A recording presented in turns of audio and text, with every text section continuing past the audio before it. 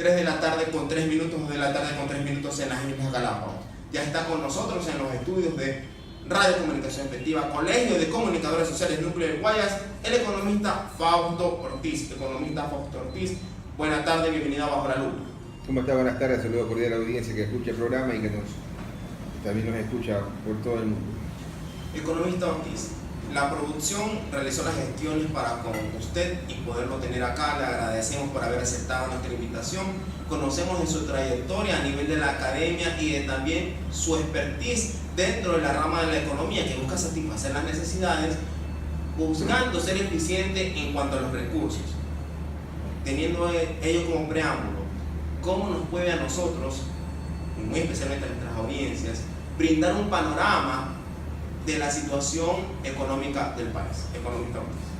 Sí, gracias. El presidente de la República el último viernes hacía un diagnóstico de lo que ellos señalan como se recibió el país, ¿no? Y entonces en las causas de la crisis actual, la causa de la situación adversa, como lo manifestó el presidente Moreno, dice el precio del petróleo afectó a la economía ecuatoriana porque se cayó de un nivel de 100 a un nivel de 35, el nivel anual más bajo fue en el año 2016. Y luego también porque los precios de las materias primas, entiéndase banano, camarón y otros más han caído. Y luego también porque el dólar se fue volviendo fuerte, se fue apreciando, y cuando el dólar se aprecia, entonces nuestras materias primas tienen que venderse con más dificultad y a veces tienen que bajar también los precios. Competitividad. Y perdemos competitividad porque de alguna forma el sueldo del trabajador ecuatoriano se queda en un buen nivel, mientras el sueldo de los vecinos pudiera irse deteriorando porque los vecinos han tenido que, en caso de Colombia, Perú, han tenido que ir devaluando sus monedas o sus monedas se han ido depreciando. Y entonces esto es lo que Moreno plantea como causas que han dejado la economía adversa en tema económico. Y entonces dice que el gobierno anterior, que en los últimos 4 años tuvo un déficit fiscal enorme, un déficit fiscal de más de 20.000 millones de dólares, dice que de una forma no tan mesurada el gobierno anterior decidió apalancarse y financiar ese enorme déficit fiscal con endeudamiento que llevó a la economía al 31 de mayo a tener una deuda del orden de 42.000 millones de dólares, o 42% del Producto Interno Bruto. Porque estamos hablando de una economía de 100.000 millones de dólares. Claro, el Producto Interno Bruto son 100.000 millones de dólares, la deuda total externa e interna totaliza 42.000 millones de dólares. ¿No es la consolidada? No, la consolidada que se obedece a un decreto ejecutivo del presidente Correa en su momento, hace un año. La consolidada se ubica en más o menos unos 28.000 millones de dólares, y ahí hay una pequeña inconsistencia, ¿no? ¿Cuál deuda para el gobierno actual es la deuda que debe ser considerada para efectos de la ley, el artículo 124 del Código de Finanzas Públicas? El artículo 124 dice que bajo ningún motivo el conjunto de deudas del sector público, y habla del conjunto de deudas, debe superar el 40% del Producto Interno Bruto. Sin embargo, hay un reglamento que dice, para efectos de ese artículo, deje por fuera las deudas entre instituciones públicas. Entiéndase, por ejemplo, el Seguro Social, aquí en mi país tiene invertidos recursos o recibido recursos en más de 8.000 millones de dólares, y otras instituciones más. Entonces, estamos en esa situación. El presidente Moreno también amplió que de los 42.000 millones de dólares que reciben en el mes de mayo, que es un valor de deuda del gobierno anterior, se incrementa lo que tenemos en mente, porque dice hay también unos pasivos, ¿no? que hay que pagar también, y hay que pagar intereses, como por ejemplo la preventa petrolera. Aquellos pasivos es lo que se ha referido, que aún no es deuda y que podría ser deuda. Eso lo que no es deuda todavía, lo que clasificó dentro de contingentes. Porque pasivo es de alguna forma la preventa petrolera, que más o menos están hoy día en unos 1.300 millones de dólares, y sobre los cuales pagamos intereses como el 7 y algo por ciento, sobre lo cual hay un plazo, una amortización ya pactada. ¿Y el precio del barril fijado para esa preventa? Supuestamente es el precio spot, es el precio del día a día, ¿no? No es el precio determinado fijo. Y luego también hay lo que se llaman los certificados de tesorería, más conocidos como los CETES, que al 31 de mayo quizás puede estar bordeando los 4.200, 4.500 millones de dólares, que si uno suma esos 4.500 más los 1.500 de preventa petrolera, y uno redondea en 6.000 millones. Okay. Y el presidente Moreno decía que hay 8.000 millones en pasivos, porque también incorporaba ahí las deudas con Petroecuador. Aquello dijo para poder financiar el déficit, que es lo que necesita. Sí y no. No, porque en los 8.000 millones está hablando de los pasivos, que coincide con los números que él decía también, que de aquí en adelante necesita 8.000 millones de dólares para financiar el déficit. Pero en esa mezcolanza de números, decía también que el financiamiento para el año 2017 era algo así como 11.670, es decir, que ya en este año necesitaba casi 12.000 millones y ya no los 8.000 planteados al arranque. Pero en ese norte, enfocándonos en el tema de los pasivos, la plata que Petroecuador debe a los contratistas de Petroecuador no es todavía deuda del Estado. Será deuda del Estado cuando Petroecuador no la pueda pagar, el Estado la asuma, o será deuda del Estado cuando Petroecuador diga, oiga, yo había pensado en darle 2.000 millones de dólares de petróleo al presupuesto, pero no se los voy a poder dar porque tengo que pagar a estos contratistas. Y entonces el Estado dice, ya no tengo los 2.000 millones de Petroecuador, entonces me va a tocar pedir prestado 2.000 millones más de deuda, y entonces ahí se hace deuda. Es lo que hizo anteriormente el Estado con la petrolera cuando estaba en peligro de quiebra, y poder inyectar dinero para que no quiebre. Ya, de alguna forma cuando Oxy, perdimos el arbitraje con país con Oxy, hubo que pagarle 1.000 millones de dólares. Se volvió deuda porque cuando se le pagó finalmente, no, porque se pagó con esa cuenta por pagar. Y mientras tanto era una especie de contingente, ¿no? Porque ya se había perdido.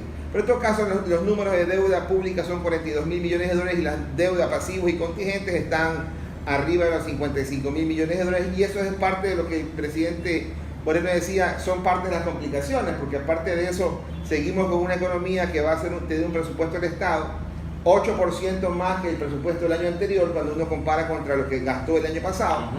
Y eso que va a generar un hueco fiscal de 4.700 millones de dólares, decía el presidente de la República, que en sus palabras decía que son 1.000 millones menos de lo que el año anterior había tenido el déficit, pero es poco probable que el déficit fiscal termine en 4.700 millones, lo más probable es que el déficit fiscal termine arriba de aquella cifra. Yo me atrevería a dar mi rango de 5.500 a 6.500 millones de dólares de déficit fiscal, que indica que tengo que ir a buscar deuda para cubrir ese hueco. 3 de la tarde con 10 minutos, 2 de la tarde con 10 minutos en las Islas Galápagos. Estamos conversando, para quienes recién se enganchan, a hacer de radio comunicación efectiva, con el economista Fausto Ortiz, quien es académico y que también ha tenido experiencia en el sector público y privado en el área de la economía. Economista Ortiz. Técnicamente, el presidente Luis Moreno ha manifestado que la situación económica es complicada. Ayer, en entrevista en Hora 25 del Amazonas, el ministro de Economía y Finanzas manifestó que hay una situación compleja y que hay bastante movimiento a nivel externo que ha provocado esta situación compleja. Pero en lo técnico, ¿es crisis o es una situación compleja que obedece justamente a que no tenemos la política monetaria, la moneda? A ver, para aquel que se va quedando sin empleo, ¿no? Porque los impactos que tenemos por esta situación económica es recesión y desempleo, son los dos impactos claramente identificados. Y el año pasado tuvimos una recesión porque la economía cayó 1.5%, y también tuvimos un incremento en el nivel de desempleo que veníamos registrando, una caída que luego primero una recuperación y luego se cayó y se fue deteriorando el nivel del empleo. Entonces, para aquella persona que acaba de perder el empleo, decir que la economía no está bien, no la va a aceptar nunca, porque la economía para ellos seguramente dirá, es una crisis enorme porque me ha quedado sin empleo, y poco a poco el resto de gente también podría irse quedando sin empleo. Independientemente si la quieres llamar crisis o no, que era una discusión creo absurda en el gobierno anterior, estás frente a situaciones complejas. Una economía que el primer trimestre crece 2.6%, que para el gobierno saliente era más que suficiente señal de que habían superado la crisis, en realidad crece 2.6% porque hace la comparación anual entre el primer trimestre de 2017 contra el primer trimestre de 2016. ¿Es viable hacer esa comparación? Lo tienes que hacer, porque tienes que hacer la comparación anual. Pero resultó que la comparación anual contra el primer trimestre de 2016, ese primer trimestre de 2016 tuvo la peor caída económica de la historia ecuatoriana dolarizada. Entonces, claro, si tú haces comparación contra un año pésimo, seguramente cualquier dolarito que pudiste poner encima de la economía el siguiente año Te va a significar va a un significar un cambio, ¿no? Por lo tanto, hay que estar siguiendo el comportamiento del indicador producción, Producto Interno Bruto a lo largo del año. Lo más probable es que este año, según el Ministerio de Finanzas, que toma datos del Banco Central, dicen ellos, ya no va a crecer 1.42 como se dijo eso en octubre del año pasado. 0.7 creo que. Y ahora estamos hablando de un 0.7%, es decir, el Banco Central todavía estima que la economía va a crecer poco, pero va a crecer. Frente a lo que manifiesta el Fondo Monetario Internacional en cuanto a nivel de crecimiento. Que el fondo dice estamos en menos 1.6 como expectativa de crecimiento de Ecuador. Si revisan mis publicaciones en las redes sociales, uno dice ahí, para mí, hace más de un mes yo señalaba que para mí el 2017 iba a tener una caída en la producción entre menos 1.1 y menos 1.6. Es decir, los números están dando para que esa contracción ocurra. ¿Qué puede hacer que cambie? Y ojalá que pueda cambiar esta contracción esperada del Fondo Monetario, del Banco Mundial y de otros analistas. Podría ser que cambie aquello si el gobierno logra pasar cierta tranquilidad a la economía para que el sector privado diga, ok, ya vi unas buenas medidas económicas y quizás lo podemos... Y se anime. Y se anime y invierta, traiga recursos y pueda activar la economía tomándole la posta al gobierno que no lo puede hacer. Porque el gobierno ya no puede hacerlo porque tiene una cantidad fiscal enorme y tiene que ir a buscar financiamiento. Si el gobierno, cualquier gobierno en general, economista Ortiz, tiene dinero, ¿debe él propender hacia una inversión pública o debe dejar que el sector privado ingrese y sea el que invierta? En una situación casual que un gobierno tenga dinero insuperable, ¿él debe propender hacia esa infraestructura pública con inversión o debe dejar que el sector privado nacional lo haga? Mira, si uno le hace esa pregunta a un empresario, ¿no? Y hacemos con el ejemplo, hay una inversión que hacer de $100,000 y tú tienes solamente 50,000 de liquidez. Entonces la primera pregunta es al empresario, ¿qué vas a hacer? ¿Vas a esperar completar los otros 50,000 para hacer esa obra? ¿O qué puedes hacer? El empresario dice, no, si yo tengo un proyecto bueno que vale 100,000 y yo solo tengo 50,000, alianza público-privada. Quizás yo tomo un endeudamiento o consigo un socio y hago una inversión. O sea, no necesito esperar a tener plata y llegar a aquello para hacer, porque puedo hacerlo con una alianza o con endeudamiento. Perfecto. Pero ¿qué pasa si es que el empresario no tiene recursos, más bien está en déficit por 5 años? Entonces, no vas a poder ingresar. ¿Vas a emprender ese proyecto riesgoso para complicarte más la vida o qué tienes que hacer? Quizás la respuesta sea, déjame corregir un poco la casa para volver a emprender en algo. Y es lo que el gobierno le está ocurriendo. Los últimos 5 años, el gobierno ha gastado 25,000 millones de dólares más de lo que tiene como ingreso. O sea, tiene una brecha que se llama déficit fiscal en estos 5 años, del 2013 al 2017, tiene por ahí 25,000 millones de hueco fiscal, que ha podido hacer los gastos, porque cuando tienes un hueco es porque hiciste el gasto, gracias al endeudamiento que en este mismo periodo de tiempo terminará siendo más de 30,000 millones de dólares. Es decir, había solvencia y no liquidez. Solvencia porque tenía los organismos internacionales que en cualquier momento le tocaba la puerta y podía solicitar el préstamo. Claro, pero es que ahí te estás golpeando contra un techo legal. O sea, te por dice, un lado y por otro lado, me dan a largo plazo como lo pago. Sí, pero si que tú emprendieras en un proyecto adecuado que genere dólares en el futuro, pudieras decir, soporto este momento y mañana lo voy a poder pagar. No hay problema. Pero tú tienes hoy día, estás peleando contra un tema legal. ¿Qué hago? Tengo ya la deuda en el 42% del Producto Interno Bruto, voy a llegar a diciembre y va a ser quizás 46 o 47% del PIB. Si no hago nada, el siguiente año va a ser 55%, inclusive para el año 2018 diciembre, inclusive esta deuda consolidada, que hoy día es 27.7, terminará en diciembre el 32, wow. Quizás en diciembre del otro año termine en 40, entonces ya habrá también llegado al techo legal. Por lo tanto, el gobierno tiene varias opciones que hacer y tiene que enfrentarlas. Libera el techo de endeudamiento, ¿verdad? O recorta el gasto, recorta el déficit, que es lo que Moreno ha dicho, lo quiere hacer. De hecho, ha planteado del déficit fiscal del año pasado, en el nivel más alto del organismo público, que se llama sector público no financiero, de 7,5 lo quiere bajar al 2%, es decir, a la vuelta de 5 años quiere perder estos 4 o 5 puntos de Producto Interno Bruto como déficit. Y cuando uno dice no quieres perder 4 o 5 años en 4 años, es en verdad un esfuerzo limitado, pequeño, en donde que uno podría decir es alcanzable. ¿Debería ser más agresivo? No. Podría ser más agresivo, pero estando dolarizados va a ser de más impacto porque podrías tener una recesión más fuerte y un mayor desempleo.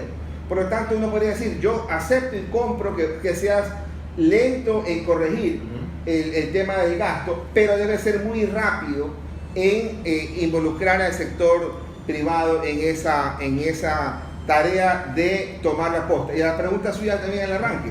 Cuando uno mira los países de América Latina en su conjunto, y Ecuador estaba dentro de ese conjunto en el año 2006, la inversión pública que hacían los gobiernos era como el 4,5-5%. Okay. El resto, los otros 15 puntos de inversión pública frente al Producto Interno Bruto, lo hacía el sector privado. Llegó un momento en que este gobierno llegó a ser como un 25%, o sea, se fue más allá de lo que hacía América Latina. Y el sector público, en vez de hacer 5, hacía 15, perdón, hacía 14.